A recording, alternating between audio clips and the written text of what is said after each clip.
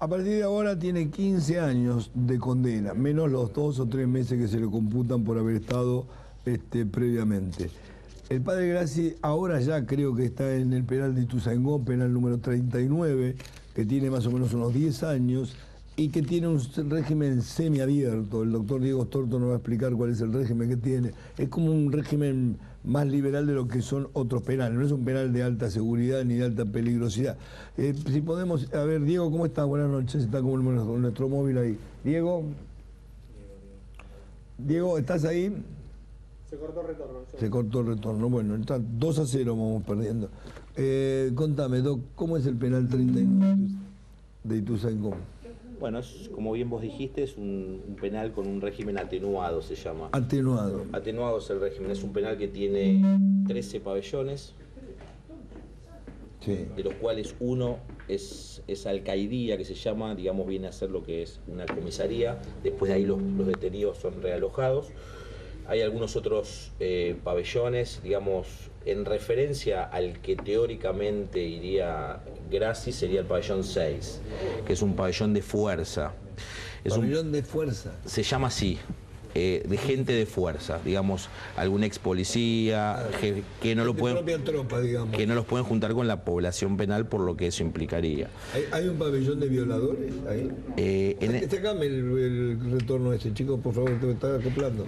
En este pabellón 6 que te digo, es una unidad, esta la 39, muchos de los detenidos que yo defiendo quieren ir ahí, y una vez que llegan ahí, cuidan el beneficio de estar ahí porque, digamos, es el paso próximo hacia la libertad, por más que el requisito temporal, en este caso de Grassi, le falte un montón de tiempo.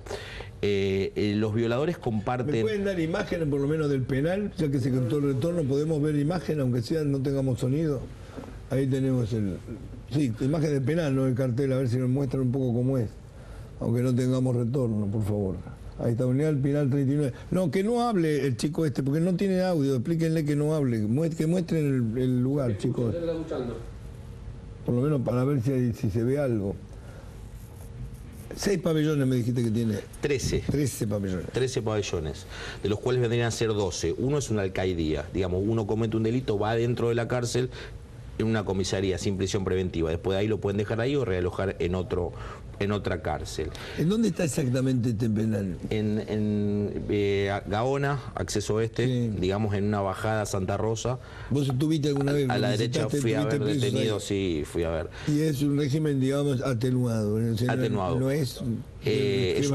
hubo muchas fugas de ese penal. Hace poco hubo una, incluso de un violador, creo que. Sí, pero no fue una fuga de adentro, sino que fue eso, que lo sacaron una visita domiciliaria, drogó al que lo llevaba, lo durmió y se escapó. Pero hubo fugas por el muro, porque no hay un muro, un alambrado perimetral, no, hay un medio muro, porque en principio esta unidad penitenciaria es una unidad que para un régimen atenuado. El artículo 100 de la progresividad del régimen establece que cuando un interno estaría en condiciones de acceder a algún beneficio, tiene que ser alojado en una unidad de estas características. Entonces, por ese artículo fue creada esta unidad. De ahí en más, después con el devenir del tiempo, no fue tan así, hay gente un poquito pesada. Pero bueno, como me preguntabas vos... ¿Tiene saturación como todos los penales? Sí, actualmente hoy estuve hablando con un funcionario de ahí, hay un cupo para 660 internos y actualmente hay 720. Ahí me dieron una cifra un poco mayor, que el cupo es 470 y hay 600 y pico. No, 660 es el cupo. Es el cupo. Y hay 700 y pico. El pabellón que prematuramente iría Grassi es un pabellón que hay 16 celdas y las celdas son de 2 personas cada uno, o sea que 32. Tiene que compartir sí o sí su celda. Sí, bueno, digamos, si está lleno el pabellón, sí. Con nosotros está el doctor Sergio Piris, en este momento el doctor Jorge Calcaño Quijano. Sergio Piris, que está acá a mi lado, es quien representa a Gabriel. Digamos, hoy está preso Grassi por el caso Gabriel, ¿sí? Porque tenemos el caso Gabriel, Luis y Ezequiel, son los 3 casos sobre los cuales se los ha juzgado. No sé quién es. Sí. Doctor Malvicini, el abogado de Grassi. Ahora espérame un segundito. Entonces, digo, el doctor, o sea, usted representa Gabriel, que tiene, las dos causas son por Gabriel. Los dos hechos por el cual fue condenado Grassi fueron cometidos contra Gabriel.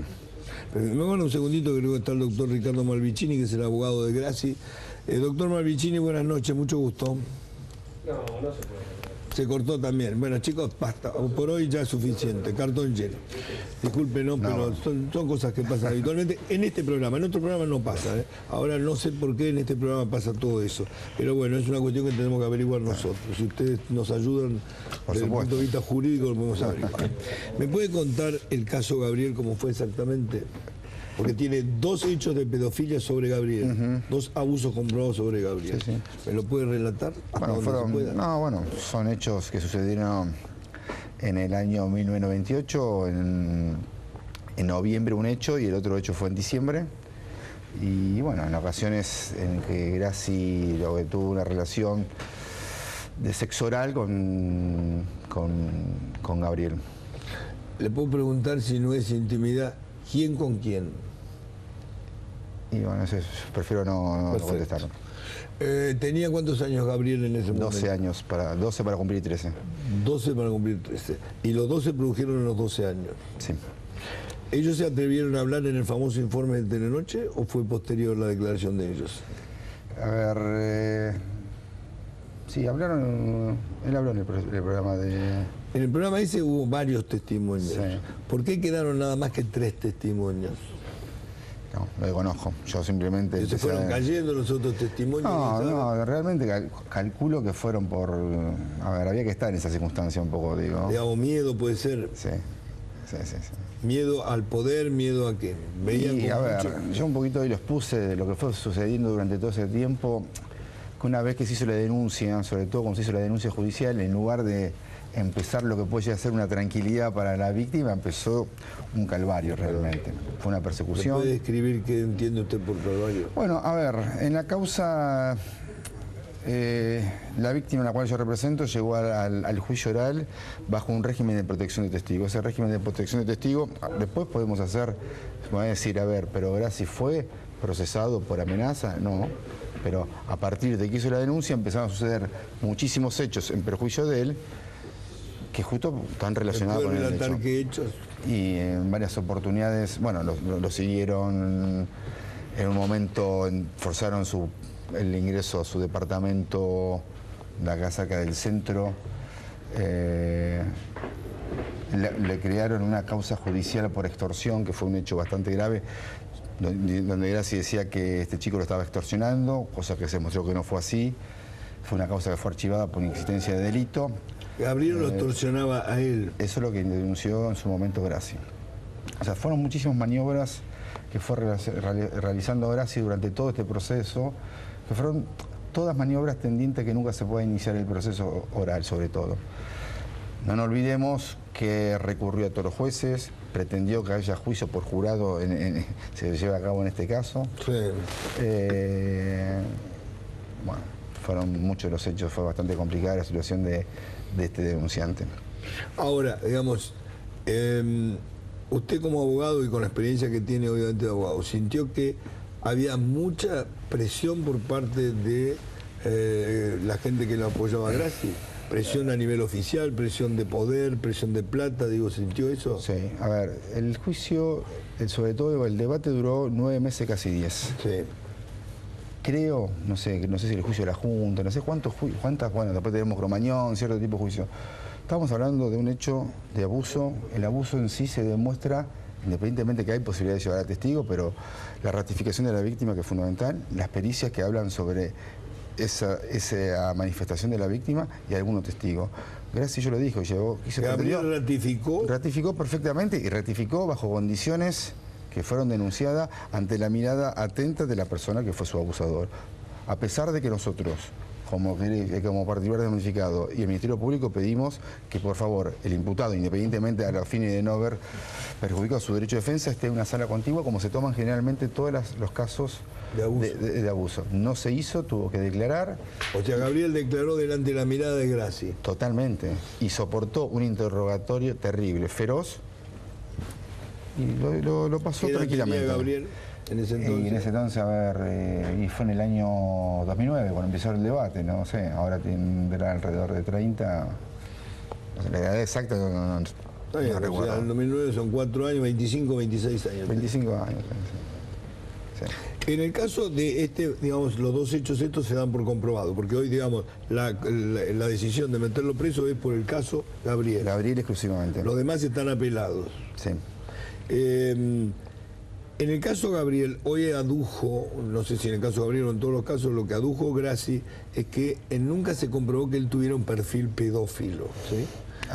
Lo que no sé es, como digo, en las pericias uno lo puede pedir para un lado, para el otro, cada uno tiene sus peritos. Digo, ¿en algún momento aparece, digamos, como la figura de un pedófilo?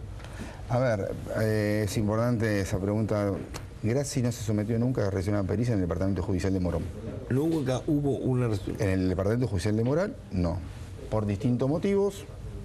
¿Y cómo dice él que no tenía Bueno, perfil porque de... él se realizó una pericia en el sur, en el Calafate, en el marco de otra causa.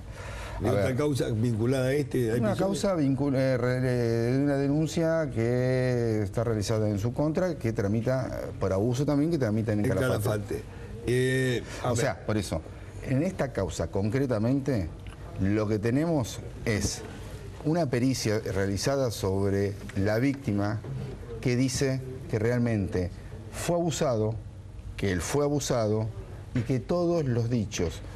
El perito que declaró es el perito Lucero, es un médico psiquiatra, creo que está en el cuerpo médico forense de San Isidro, fue profesor o es profesor de la UBA, o sea, estamos hablando de un perito muy calificado, muy importante, que declaró y dijo que ratificaba la pericia, que todos los dichos eran veraces, sí, de Gabriel, y que había sido abusado. Eso quedó totalmente acreditado. Ahora, nunca Grassi se sometió a una pericia en el Departamento Judicial de Morón. En el departamento de Calafate, ¿el delito se cometió en Calafate o es en Calafate donde se radicó la denuncia? En Calafate hubo otro hecho que yo no lo... que fue en perjuicio de otro de los menores. Y ahí sí se sometió a la pericia. Ahí se sometió a otra pericia. Donde dicen que no tienen un perfil pedófilo. A ver, esos peritos estuvieron... yo realmente, porque, a ver, ya con lo extenso que fue el proceso, no le traté de prestar atención tanto a lo que era en perjuicio de otra de las víctimas, independientemente que estaba ahí. Se concentró en la suya. Yo estaba concentrado en mi tema. El doctor Calcaño Quijano tiene el caso de Luis, ¿sí? Efectivamente. ¿Cómo el caso de Luis es un solo hecho de abuso? No, son 10 en concurso con corrupción de menores. A ver, ¿me puede contar? Claro, de manera tal que... 10 hechos de abuso. Sí. ¿Qué se considera abuso? ¿Acceso carnal, sexo oral? Todo eso se considera... Todo eso se considera abuso. Contacto... Entra dentro de la figura genérica del abuso. El contacto ahora bien, de mano, digo, sí, todo eso es abuso. Ahora bien, lo que sucede es que daría la impresión de que el tribunal juzga teniendo en cuenta que si se reconoce uno solo de los 10 hechos que yo he denunciado, bueno, evidentemente la pena de Grassi, como va enganchada con la de corrupción de menores, tendría que elevarse considerablemente. O sea, a ver, él tiene 15 años por la causa Gabriel, que son dos hechos de abuso. Dos hechos. Si se comprobara un tercero, claro, hay que sumarle... Indudablemente. Entonces, o sea, son sumatorios, cada uno de los casos van a sumar. Y bueno, si se le comprobaran 10, ¿se suma más o con uno alcanza? Bueno, para jugar el concurso, me parece, ¿no? Claro. Entra a jugar el concurso. Entra a jugar el concurso con corrupción de menores, sí, de acuerdo, doctor. Hay así que es. ver cómo hizo jugar el concurso para graduar la pena. ¿Con qué es el concurso? Que sea concurrente, digamos. Claro, puede ser concurso real o concurso ideal de delitos. Como así dice el doctor, no sé cómo, la verdad que yo no sé. ¿Cuál es la diferencia entre real y...? En uno se suma, en otro, digamos que el mayor subsume a todos los menores. O sea, digamos, si hubieran comprobado los 10 casos de corrupción o de abuso que dice el doctor Calcaño, en ese caso tendría que jugarlo por los 10 hechos porque son superiores a los 2 del caso Gabriel. No. No, al revés. Explíquese usted. Claro, no, tendría que sería un concurso real acá. Real. Entonces se tendrían que sumarse los delitos. Usted dice, si fuera concurso ideal, se subsumen, digamos, Correcto. se subroga uno Claro. a otro. Cuando son en el reales. concurso real se Claro. suman. Entonces lo que es... Igual estaban fíjese- separados las causas. Claro, sí. Está bien, por eso digo, pero se sumaría en este caso. Fíjese la condena de usted que 15 lo- podría llegar a 30. Sí, Podría- lo que es curioso es que el chico que yo defiendo hace una meticulosísima descripción del cuerpo de Grassi, como solamente puede hacerla quien lo ha visto desnudo. Hace una meticulosísima descripción de las diferentes formas en las que Grassi lo abusaba. Describe a sí mismo qué ropa se ponía para dormir. Describe también, como dato, como hecho que prueba incluso la morbosidad de Grassi, el hecho de que después de abusarlo se daba una ducha o se lavaba y iba a darle misa a las monjitas. Sí, esto demuestra realmente una personalidad de O sea, una... para tener 10 hechos consecutivos o alternativos, él tenía como una convivencia. Bueno, claro, Luis estaba en la fundación desde hacía algún tiempo, Él tenía algunos una años. casa en la fundación, digamos. Él vivía en la fundación. el Él padre vivía Grassi. en la fundación. Y Luis vivía también en la fundación. Claro, exactamente. Gabriel vivía en la fundación también. Sí. Sí. O sea, En son el, todos en el los que- momento que sucedieron los hechos, sí, por supuesto, sí. Sí. Porque yo me acuerdo que una vez le pregunté a Grassi si dormía solo en la fundación. A ver, podemos ver el tape a ver qué dijo en ese momento el padre Grassi, porque justamente uno de los puntos era que decía que ninguno de los chicos entraba a su habitación. Esto es lo que decía Grassi en Claro. su momento. Lo tenemos el tape ese, a ver si lo podemos ver. ¿Vos dormías solo en la fundación? Sí, ¿Mucha gente circulaba por tu cuarto? no, o sea, la señora que limpiaba, y lo que sí, dentro de un clima de familia, si guardaba cosas de valor dentro del cuarto, los chicos grandes tenían la posibilidad de ir a buscarlo como en una familia, pero nunca tuve actitudes fuera de lugar. Naturalmente, como un padre, si teníamos que ir a una pileta, digamos, dentro de lo que significa la delicadeza, de cambiarme aparte, no ducharme con los chicos, lo que sea, vivíamos como una familia. Pero tenía mi habitación aparte, tenía mi escritorio aparte y llevaba una vida de sacerdote cerca de los jóvenes al estilo salesiano. ¿Tenías confianza con los chicos? Ellos Mucha tenían confianza. con vos también. Hasta el día de hoy, que me vienen a traer sus hijos, o sea, como un abuelo cuando recibe los nietos, de la confianza muy parecida a un padre de familia.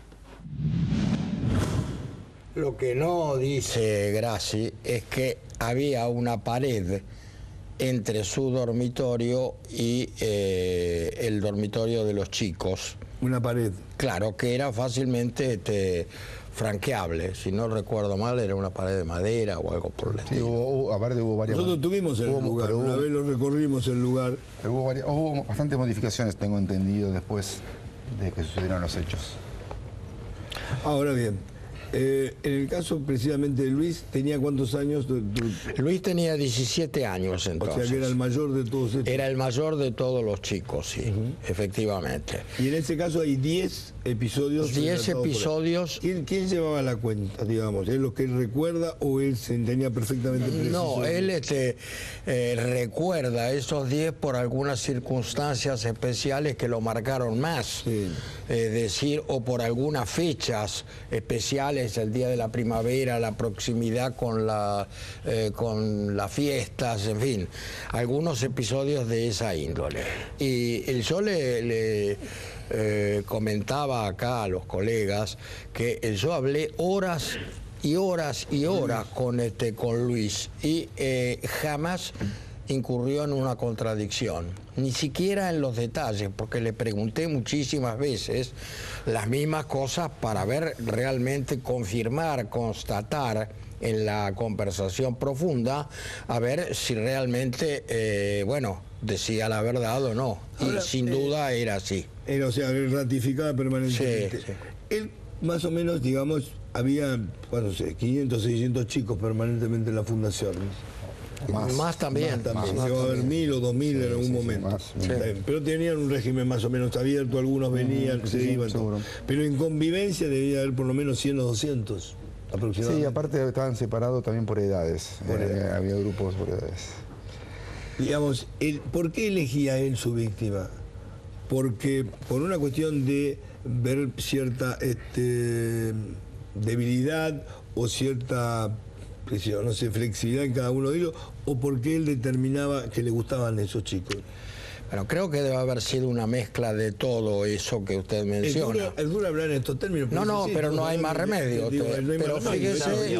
otras personas que no salieron a la luz y que también los hubieran... Sin duda. Por eso digo... Claro, sin duda que lo hubo. Claro, sí. Por eso... Pero, por ejemplo, en el caso de Luis, tenía una admiración enorme que tal vez deviniera de el padre muerto a muy temprana edad, qué sé yo. Entonces él veía el cura televisivo, claro, él veía las influencias de poder.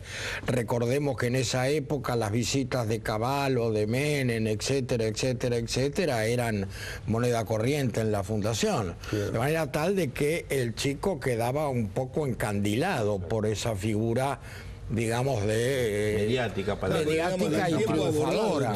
Él tenía un enorme poder, digo, la verdad que se movía con muchísimo poder, y la verdad que uno se olvida de todo lo que significaba, pero es cierto, iban presidentes, ministros, Susana Jiménez, bueno, dedica al famoso programa ese.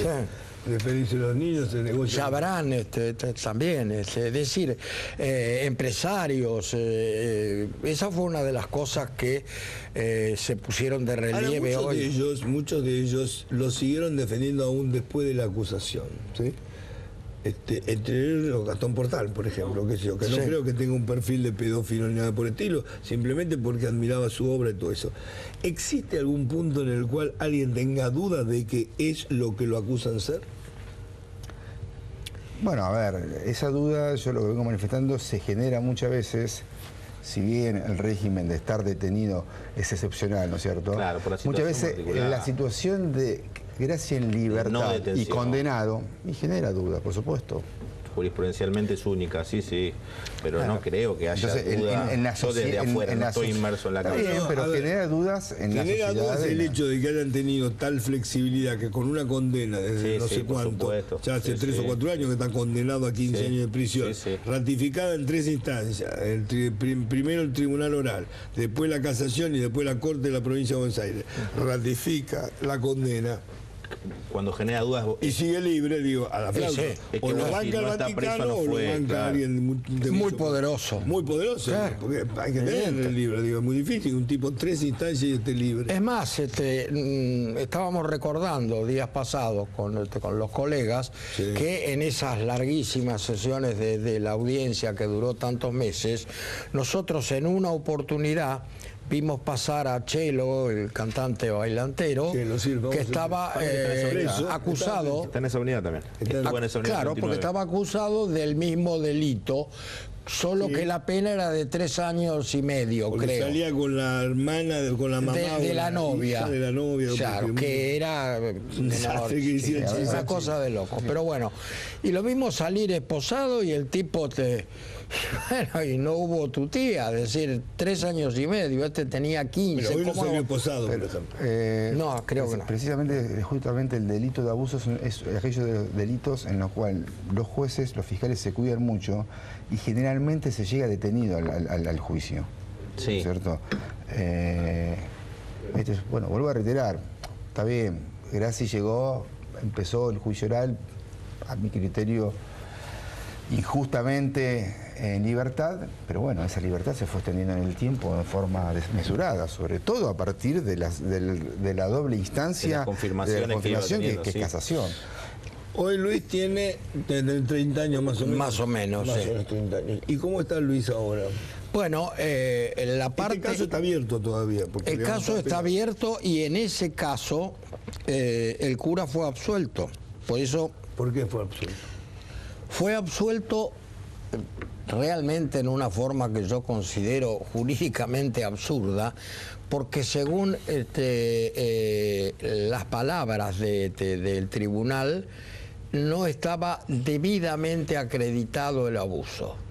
Bueno, ¿cómo hay que acreditar el abuso? justamente, fíjese usted que esa era la reflexión que yo le iba a hacer. ¿Qué quería? Que se le presentara un video.